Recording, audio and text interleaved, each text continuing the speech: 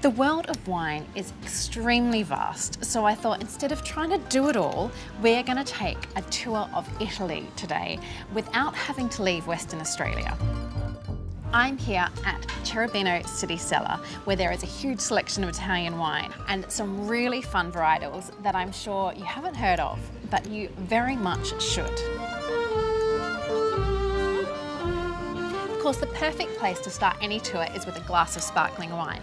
And we're going somewhere a little bit less obvious than the Italian choice of Prosecco. We're going to a region called Piedmonte, which is northwest of Italy.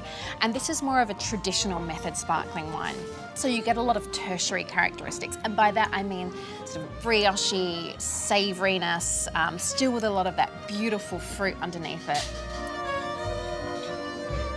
It's really delicious on the nose, and I think it will pair beautifully with this dish here at Cherubino. It's a burrata, so lots of creaminess, and then there's lots of umami characteristics from a vegan type of exo sauce called agrodolce, with focaccia, of course, because we're in Italy.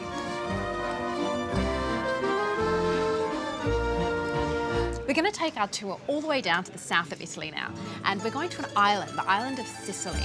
And it's a volcanic island, which means the soils are very volcanic, and there's a really beautiful minerality to the wines that come from there. So this is an Etna Bianco, which means it's a white wine, obviously, and it's based on the varietal called Caricante. It's so savoury and citrus zesty on the nose.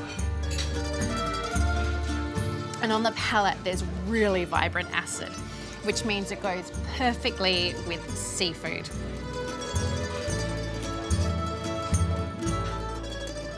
We're going to continue our journey in Italy up to Tuscany, which is in central Italy. And while it's definitely a region that I think is familiar to most people around the globe, the wines might be a little bit more foreign to you. Sangiovese is the main variety planted there, and this wine is 100% Sangiovese. It's a 2018, and it's just so beautiful on the nose. It's obviously got a little bit of age, and it's those beautiful ripe fruit characteristics have started shifting into what are called tertiary or secondary characteristics. So you've got earthiness, a little bit of kind of decomposing leaves, which sounds questionable, but it's a really, really delicious characteristic to have in wine. It's a variety that is very tannic, but it's got beautiful bright acid, so it's really great to pair with food. And what I have here in front of me is chicken liver parfait, so that creaminess, richness is the perfect pairing. And in Tuscany, they have a lot of ragouts with pasta and meaty dishes, so anything along those lines is going to go beautifully. We're going to finish our journey of Italy back where we began in Piedmonte with one of the world's greatest wines. I have a Barolo in front of me, and it is unquestionably one of the greatest wines.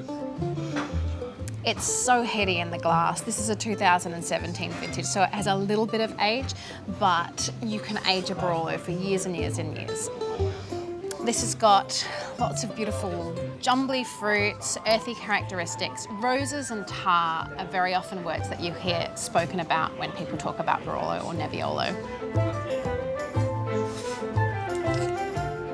It's got very high tannins, which is why it can age forever, but really bright acidity, which is why it's still fresh. It's the perfect way to finish our tour, and I really implore you to make a journey of your own.